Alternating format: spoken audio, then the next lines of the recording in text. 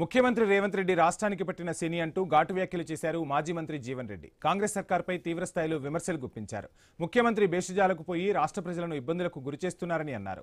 రాష్ట్రంలో సాగు, తాగునీటి సమస్య తీవ్రంగా ఉందని, దానిపై ప్రభుత్వం దృష్టి పెట్టడం లేదని జీవన్ రెడ్డి విమర్శించారు. ముఖ్యమంత్రి కడుపు నిండా విషయమేనంటూ తీవ్ర వ్యాఖ్యలు చేశారు. దెబ్బతిన్న పిల్లర్లు, బ్యారేజీలను సరిచేసి నీటి సమస్యను పరిష్కరించాల్సిన బాధ్యత ప్రభుత్వానిదేనని పేర్కొన్నారు.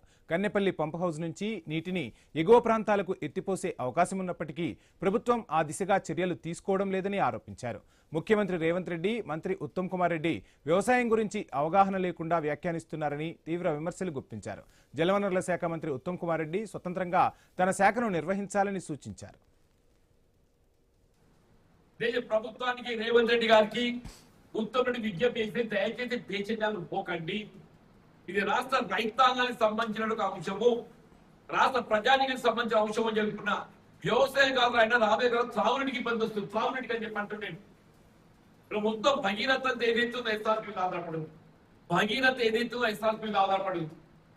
జగిత్యాల టౌన్ కి ఏదైతుందో అప్పుడు గతంలో 24 గంటలు రోజు నీళ్ళు వచ్చి ఇప్పుడు పూట మొత్తం పూట నీళ్ళు వచ్చింది. హైదరాబాద్ నగరానికి కూడా ఏదైతుందో ఇదే ప్రాణాంత నీళ్ళు. హైదరాబాద్ నగరానికి కూడా ఏదైతుందో ఇవే నీళ్ళు. సాగునీటితో పాటు అయితే ప్రధానంగా సాగునీటి సమస్య ఎప్పుడైతే తీవ్రమైపోయింది, పరిస్థితులు చేయి దాటి పోకకంటే ముందు పేషజాలం పోకుండా రేవంత్ రెడ్డి ఇట్లా మూర్ఖంగా ప్రవర్తిస్తే, కానీ ఉత్తమ్ రెడ్డి నువ్వైనా ఏదైతుందో ఒక తెలంగాణ బిడ్డగా ఆలోచన చేయాలి. తెలంగాణ బిడ్డగా ఆలోచన చేయాలి. నీ శాఖ, నీ బాధ్యత. తనకు తెలంగాణనే ఫస్ట్